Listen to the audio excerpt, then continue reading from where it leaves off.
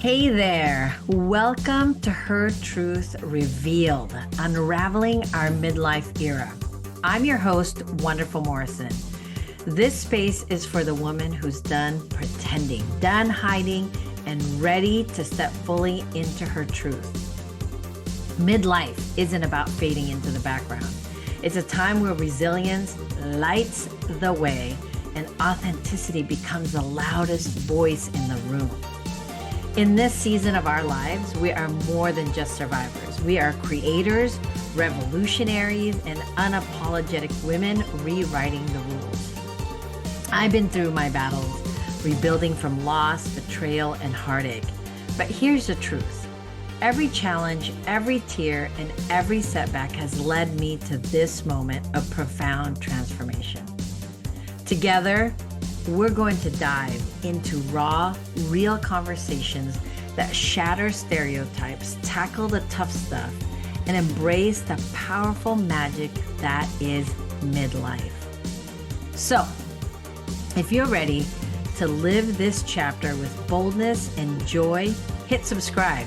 Share this episode with someone who needs to hear it and leave a review so we can keep this revolution going. Ladies, no more masks, no more apologies, just the truth of who we are. Let's do this.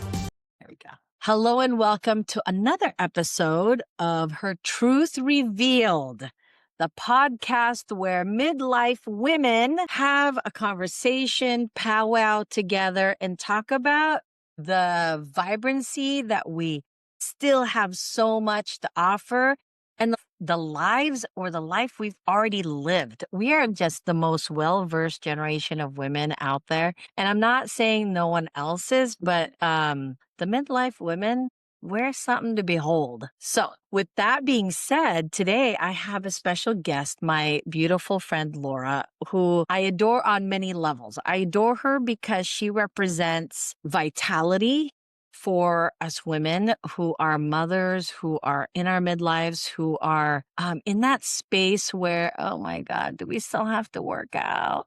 And she inspires you to want to be that. So she is a #1 best-selling co-author of a book called Become Empowered, a women's wellness coach. She's a peptides educator. Just a little pause on that because I know you ladies are listening. Go, wait, peptides. What's this about? How I actually, when she said that, I was like, wait, hold on, go back to that. I want to hear about that.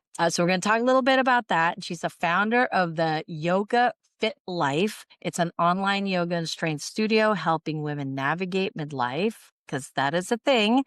And it's because we really, truly are still full of life and full of radiance. She's known for her wisely fierce approach to empowerment. And she doesn't just inspire a bunch of women out there to embrace their strength, resilience, and mindful living. She walks the talk. And that's exactly why she's here. She's a former scholarship gymnast at Michigan State University, an IFBB Fitness Pro athlete, ranked top 10. And I mean, I can just keep going on. Top 10 ranked in the world. She's appeared on 25 magazines. And you know, when I saw her, I was like, God, she looks so familiar. It's probably because I picked up a bunch of magazines with her on it and didn't recognize it was the same person I'm looking at in person. She is designer and CEO of her own fitness wear line. I'm just going to keep going. There is so much more. And which she ran for a decade, bringing over 3 decades of education and experience in the fitness and wellness industry. Oh my gosh, please. Seeing my beautiful friend, Laura. Welcome to the show and thank you so much for being here. Well, thank you. I'm so excited to be here and have this conversation with you. And it stood out to me in the beginning when you were saying how we're such a special generation, this midlife women, how we've had this experience to get here. Yet this is just a here spot until we go to where our next chapter leads us. And it's so true. This is just a pause point, and then we get to rediscover or transform or transition into something else. And it's a really exciting time. It is. And I feel like you are wearing what I believe that women in our generation really represents the butterfly because I feel like that our early years were the cocooning stages. Like we were really learning a lot about ourselves and what we wanted. We are the generation so considered as the ageless perennial generation, right? So, this generation I'm speaking of, if you're not familiar with it, is called the ageless perennial generation, which is age group between 40 and 65, but I think it's a little more than that. We are at the latter end of the baby boomers and the beginning stages of millennials. And but what makes us unique is we're unlike our mothers and grandmothers or any women before us or after us because we were born resilient. Not that not a but we had a heavy dose of bravery right out the womb because we really learned how to be independent pretty early on. It's like that was all we knew, and that was just was a base level norm. That's was there another Yes. option? No, we're just gonna be strong. We're gonna go for it because why not? Who says I can't? I dare you to tell me I can't do something. Right? So let's talk about that for a second, because that is really what inspired me to want to have this conversation with you. Two things is when we met at a network. Now, I've seen Laura in, in the spaces. We live here in Washington State, and throughout networking and through people, through social media, the world gets smaller for sure. But when I met you in person at an event, I was like, oh my gosh, I need that. I need whatever she's got going on. I need that. And that's the thing is I've been in the fitness world myself, but there's a point where you just got, so I was tired. I was like, I'm over it. I'm done. But just because we're older doesn't mean we don't want to still feel sexy. We still don't want to feel vibrant. And on the inside, that's how I feel like we're always feeling. But, COVID for me added an additional 20 pounds that I didn't ask for. But, the chocolate at 11 o'clock at night for 3 years was really awesome. Golly, it tasted great. Yeah. And then when I approached you and you started talking about health and fitness within our age demographic and, peptides, I was super intrigued. So I want to talk to you about so many things, but can we start off with this peptide talk? Really Yeah, quick? absolutely. Because what is it and why is it a big deal and why is it a big thing right now? Why is everybody talking about it and how important is it really for us women in midlife to consume this thing called peptides? Absolutely. Well, let's break down what a peptide actually is. And peptides come from protein. And so say you have this, my fist is a protein molecule here.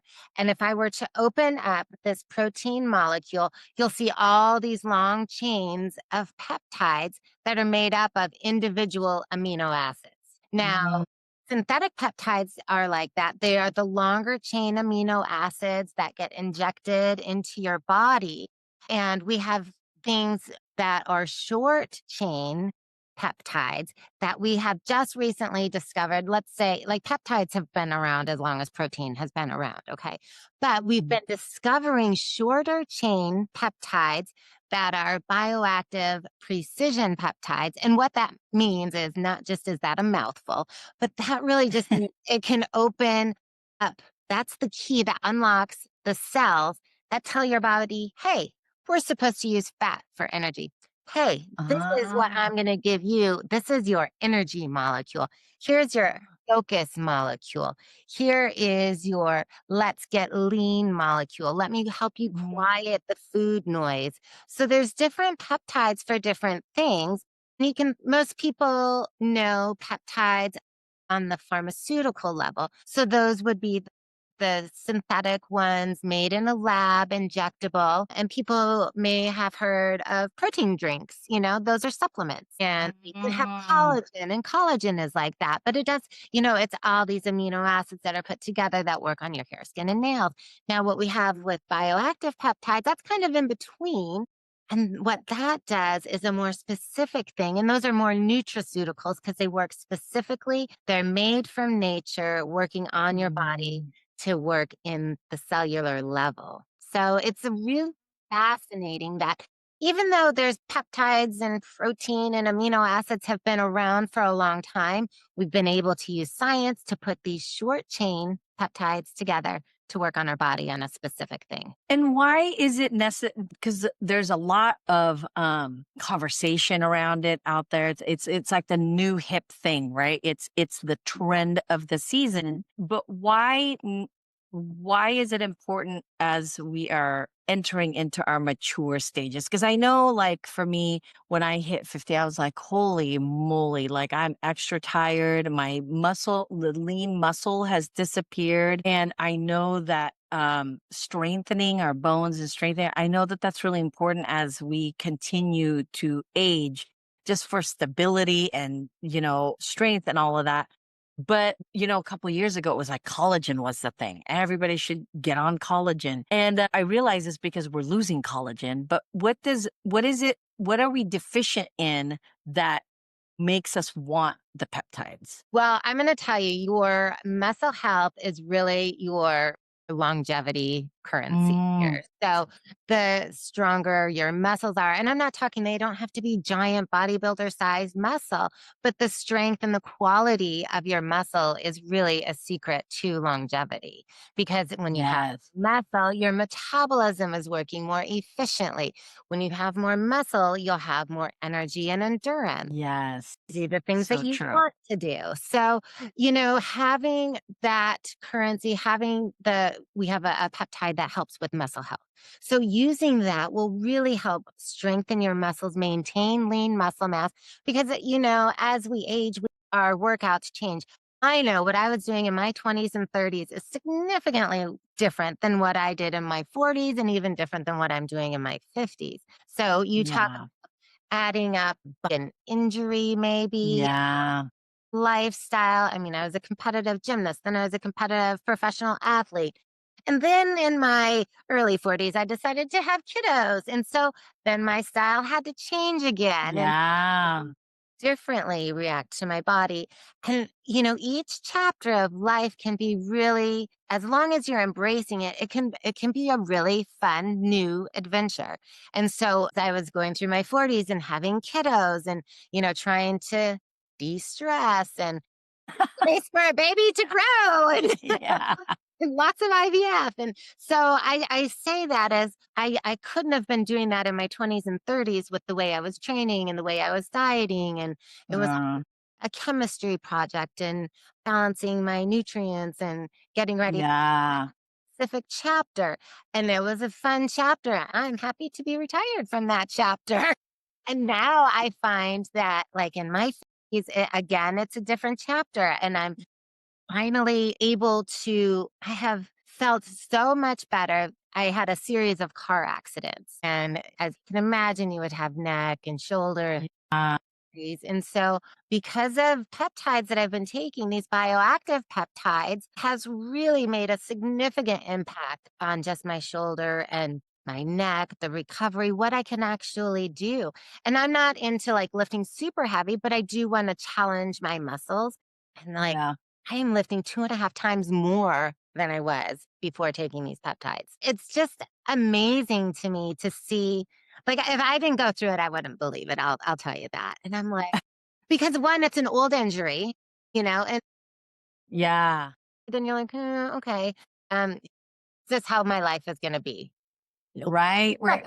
Right. sometimes we get Yeah. caught on that and be like, oh, is this all that's left? No, there's more. Yes. I agree. Yeah, sometimes if we start looking, maybe a little bit outside the box or just doing a little bit more research, because there's always new studies coming out and seeing what else could help me where I'm at right now. Is there something that I can do for my body right now that would really help boost me to that Yeah. next level? I'm not trying to ever get on a competitive stage again, but I have two young boys, and for right now, I'm stronger than them. I And don't that know. That that will really counts, and it matters right now.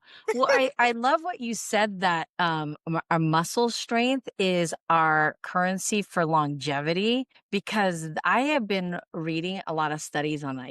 One of the unfortunately common diagnosis that we're seeing within the baby boomers is dementia. right? And I remember when I was growing up when you never heard that. You didn't hear that. You didn't hear that in your but now it's like such a common diagnosis for people we know, not just somebody we know that knows, right? It's just literally one degree separated. And one of the things that I recognize with that is strength, physical strength Mhm. of walking and then they've even said there's been studies that have shown that one fall and you're kind of dunzos. And I remember thinking like, oh my gosh, how would that doesn't even correlate in my brain. Like, how does one fall affect that? And it's because if our muscles aren't strong enough to recover quickly after a certain age. And so that's why for me, it's been, um, a desire to like you, I'm not trying to lift weights to be all on the stage, but I do want to strengthen the muscles I already have, and I didn't even realize they could disappear until they did. What a I'm magic show 40 that oh my gosh, I'm 49 one day thinking, "I'm still got my muscles." Next day, I'm 15, literally gone, and the only reason I figured it out is because we went hiking, and I'm like, "Man, it's kinda hard." And I've done this hike we've done it every Saturday for, like, a year, and I'm like, "Why is it so hard today? Did I do anything? Did I eat anything?"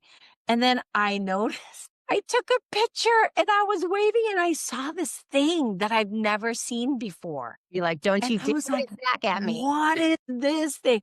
And my girlfriend, who's 10 years older than me, I'm telling her the story, she goes, "Oh, yeah, that kinda comes with this thing called menopause."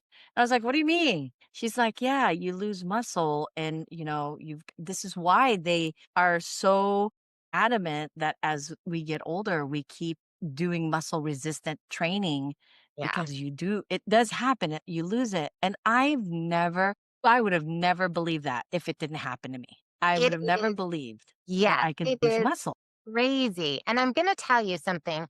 When you mentioned like you're doing your hikes and the resistance training, and I like that you brought that up. It doesn't have to be heavy weight training. Resistance training can include body resistance. It could be a simple plank. It could be squats while you're boiling the water, making dinner. It Mhm. could be lunges in your kitchen to the refrigerator and then back. And there's different ways that Yeah. add strength training into your regular routine. And I say that muscle is the currency of longevity and mobility is the gift that lets us spend it. Like your Oh. joints and your body, I do the movement here. I, joints and your tendons and ligaments and the length that you can stretch in your muscle, like having that pliability, that mobility, Mm. that movement.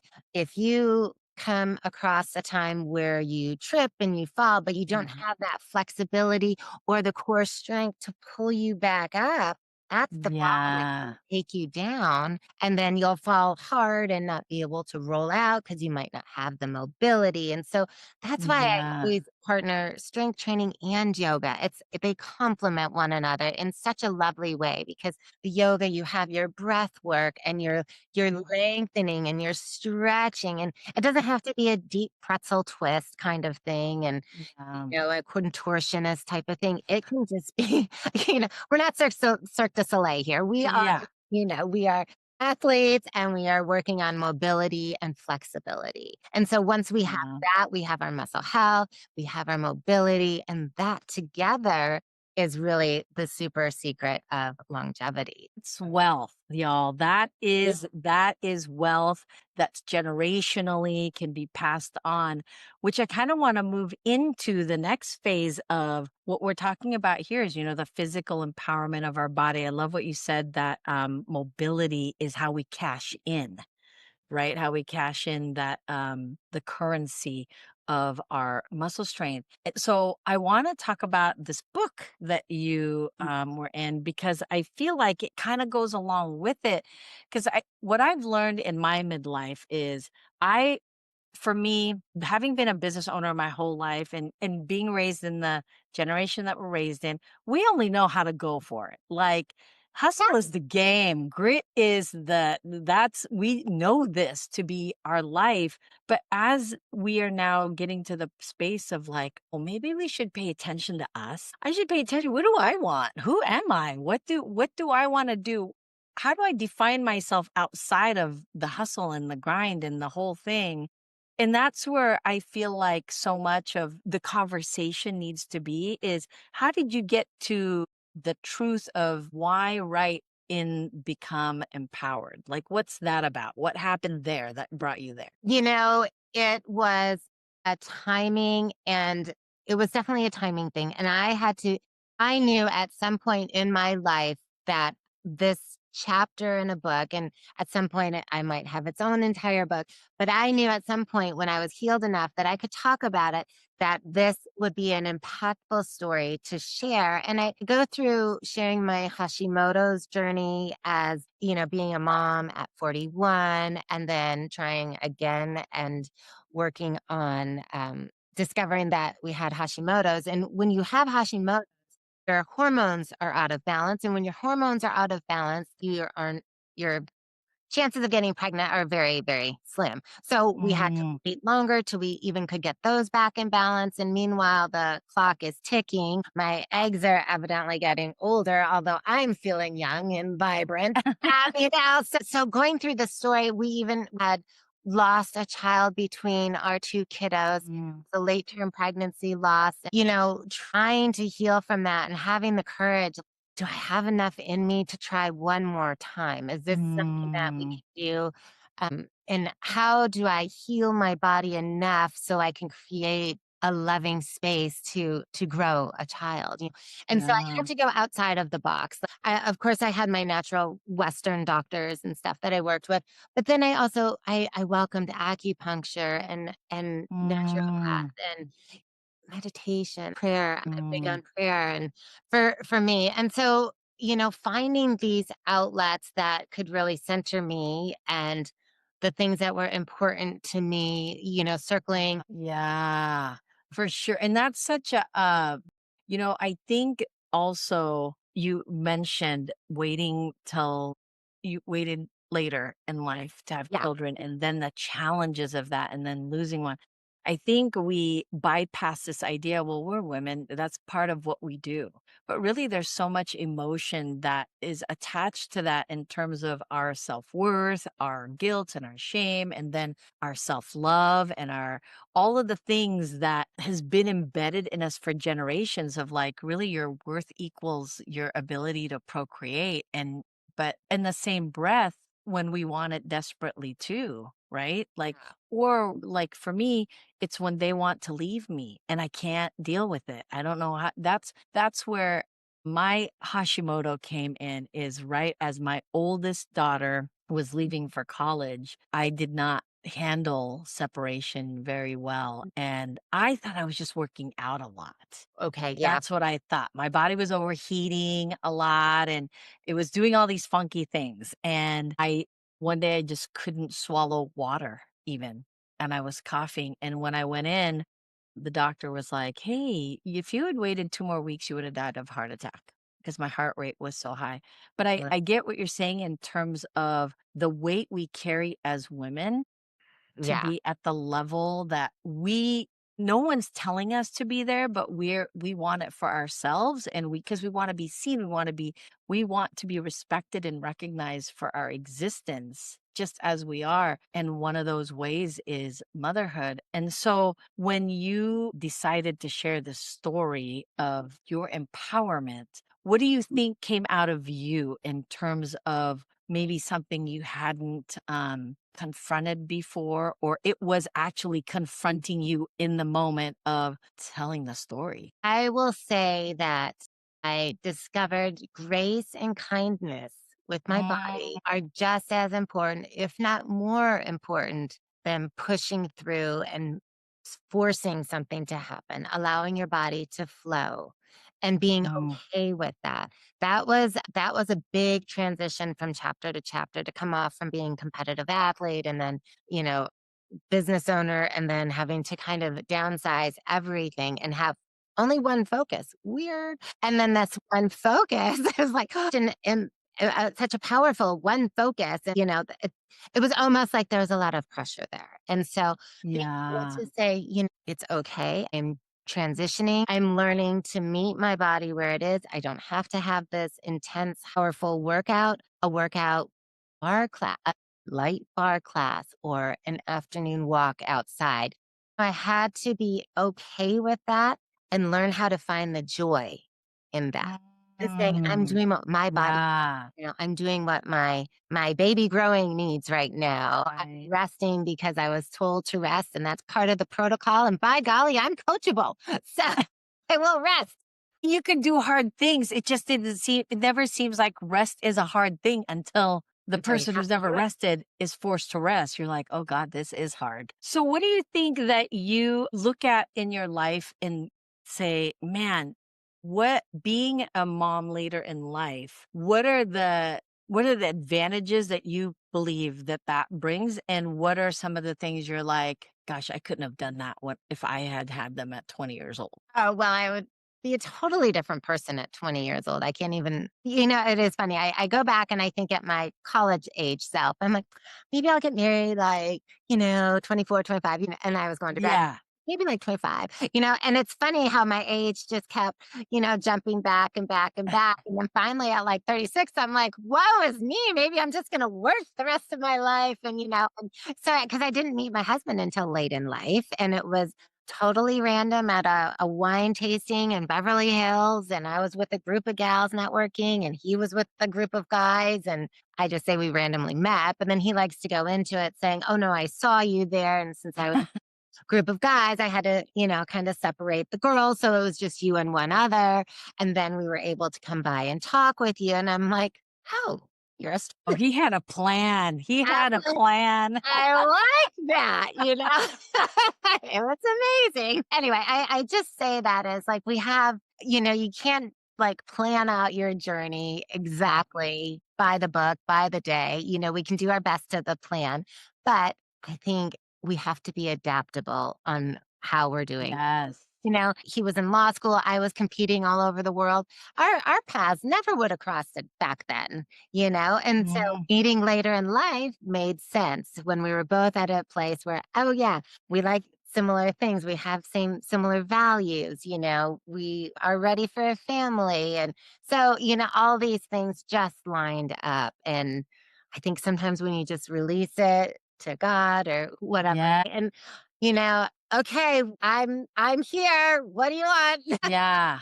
I And agree I think for me in midlife, the biggest lesson I am learning, um, is surrender. That's been my midlife learning is to surrender because 'cause I'm really good at force. Right? Like, not a problem. Control, not a problem. Getting things done, not a problem. But surrendering has been tougher than most anything.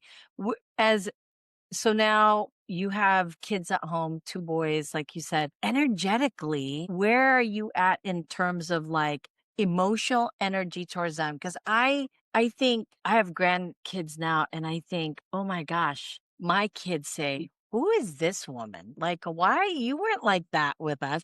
But I had a lot more in me, I was full of fire when you guys were born. And now it's just I'm so much more patient and considerate and all of the things. However, I think like energetically, it's because I understand myself better. So, Mhm. what do you think that is in terms of what your motherhood journey is in life now? Because like you said, you've learned how to slow down a little bit more, but is there still that little bit in you that's kinda like, "Oh my gosh, I need to do this, the" Yeah, I feel like I just came out of a chapter that was like slowing down. So my mom lived with us for a few years. I was that typical sandwich. So and then she passed away last year. And I feel like after I'm sorry about that. going through, thank you. I feel like going through healing of that and then just coming back, it was almost like the new year was a new year. It was like,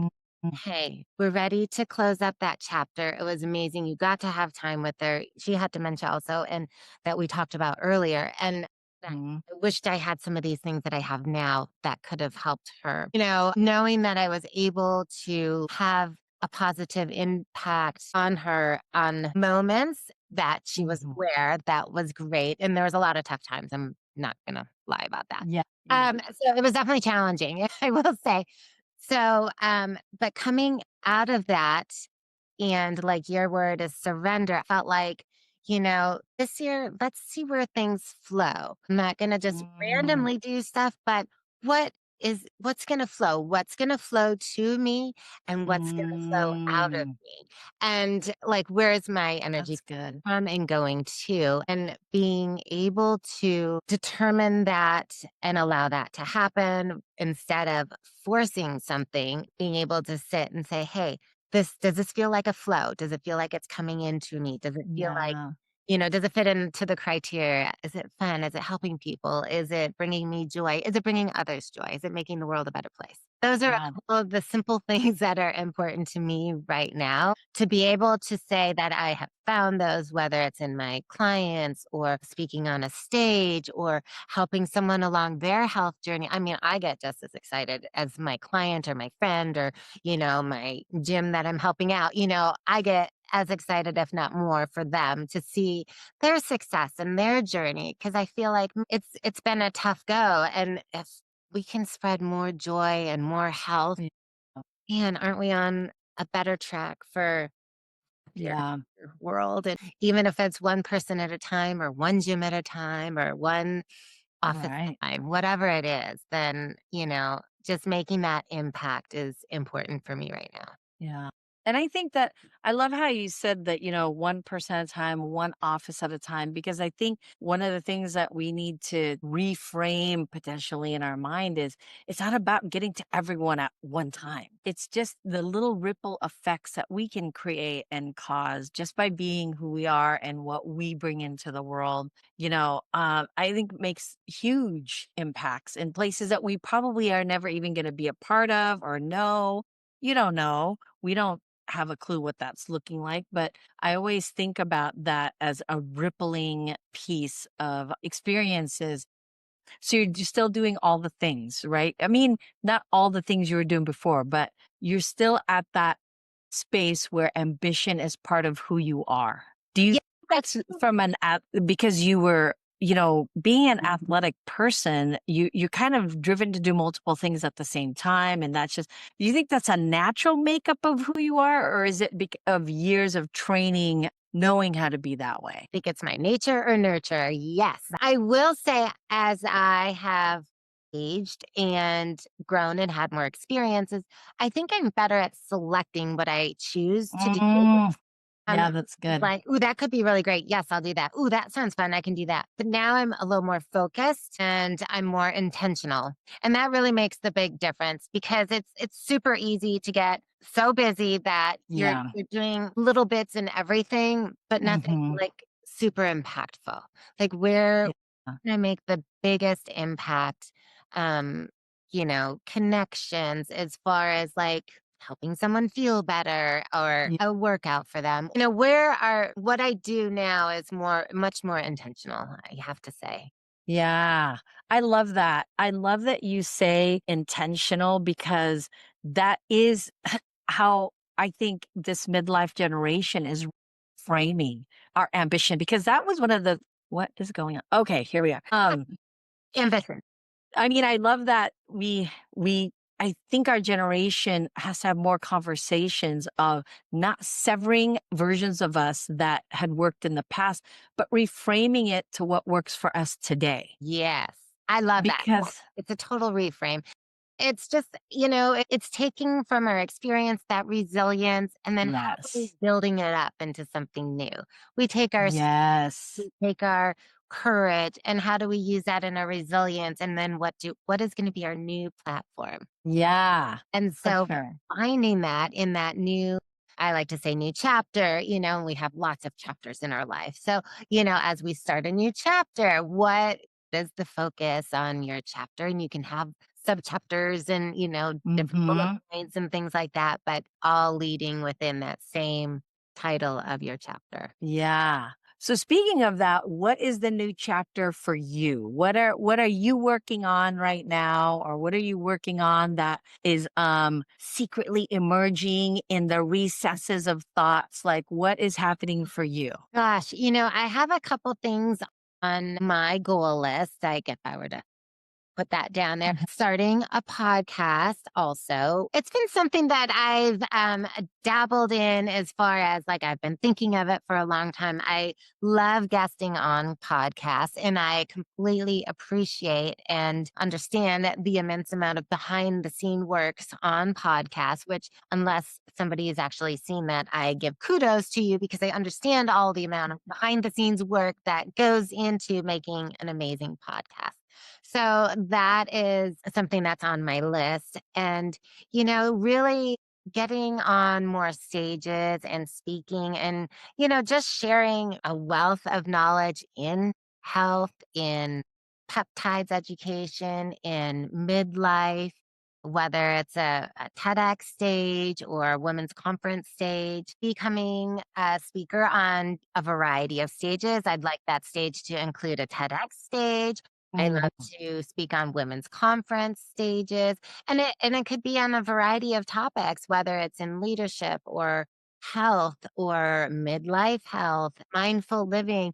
There's so many really wonderful topics to be able to share these nuggets of life that I've lived based on my education and experience and women that I've helped. And gosh, if I could help, room full of women, that would just, bring such joy to my heart. Yeah, I think this trajectory of getting in front of more women is really important currently because we I believe that our generation has a lot of amazing, not just wisdom, I want to say experiences, wisdom, knowledge, real time. Like we are the least theoretical group of people ever. We were like all in, let's give it us a try, right? Seat belts, schmeat belts, who needs that type of thing? And I feel like we're not the, we need to have more of us out there speaking from our viewpoint, what we saw, how we saw the world, how the world was shaping us during the times that big things were happening all across the land, who we are today.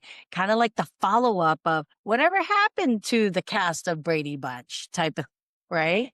And I believe that. I believe that to be true. There's not as many of us getting enough visibility to really, because you're right. And midlife itself has a billion different subjects that it could just be highlighted on. Just that alone has so many. So let's say you're walking down the street, Laura, as I like to ask all my guests, you're walking down the street, you walk into a cafe and you see 25-year-old Laura. What would you say to her that she would actually listen to? You've got some really exciting things to look forward to, and you're going to make an impact. That's a good one. I feel like whenever I ask this question, I get this sense from every single guest where it's almost like they're giving themselves permission to Yeah, be that 25-year-old self and then to see what the outcome of who she is today, which is you, right? Which is the version of you that needed to experience all the things that you needed to experience to get here. right.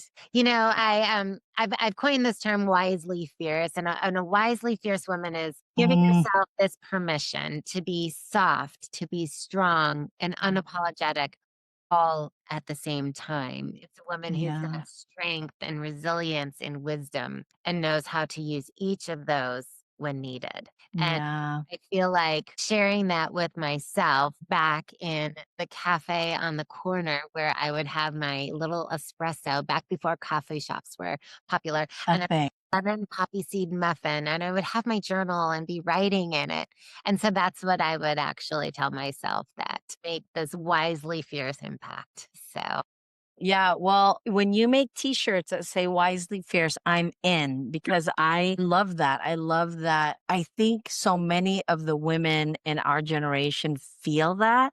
They don't know how to convey it. And we have a challenge articulating this idea of who we are. But on the inside, that's how we feel. We have this incredible like pool of wisdom that we gain from our experiences. But we're also fierce in the love of that wisdom, not the I'm going to fight you, meet me in a dark alley version, but the love that we've grown for ourselves and the love that we give to ourselves, which then spews out to other people. Cause that's how I feel when I met you. Like I told Liz, cause that's how we met through a TEDx experience. I was like, wow, you really brought people that into the room that has this energy of we didn't have to explain each other to each other. We just knew who we were and we knew that our strengths complemented each other and that friendship wasn't something to be intimidated by, but it's something to be excited about, which isn't easy after a certain age, people. Yeah. Making friends it gets a little bit tough after a while. And I really appreciate I highly encourage you to start a podcast because I feel that you have so much wisdom to share with the world and that this is a really great way to make new friends also. I love it. I love making new friends. Yes, yes. So I just want to thank you for the time that you have taken out of your day to talk to me and to share your wisdom with the audience. If any of this conversation to the audience who's listening is like, wow, that gave me a lot of value, I highly encourage you to share this episode and then we'll have all of Laura's information in our show notes so you can get her book. So before we end, is there any nuggets that you'd like to share or any last messages you'd like to share with the audience? Yeah, let's just think about it this way that your second half can be your strongest. Midlife Mm. isn't the beginning of the end, but think of it more as it's the beginning of becoming wisely fierce. And that is a thank you from both of us. Thank you so much for being here, Laura. Thank you for your wisdom and thank you for all that you do. And until next time, everyone, be wisely fierce. Thank you. Bye. Thank you so much for being with me on today's journey. If you felt something resonate, if you saw yourself in this conversation, please take a moment to subscribe. Share it with a friend who needs this space and leave a review. It helps others find us, and it's a small way you can be a part of this powerful movement. Ladies, this isn't just a podcast. It's a community, a revolution, a place where midlife women come together to embrace our hard-earned wisdom and vibrant truth. So thank you for being part of this. Remember, it's time. It's time to step into our truth. No more holding back. Midlife is ours to own, and it's only getting started. So, until next time, take a breath, honor your journey, and live with audacity, courage, and joy. This is our time, our truth, unraveled, revealed, and celebrated.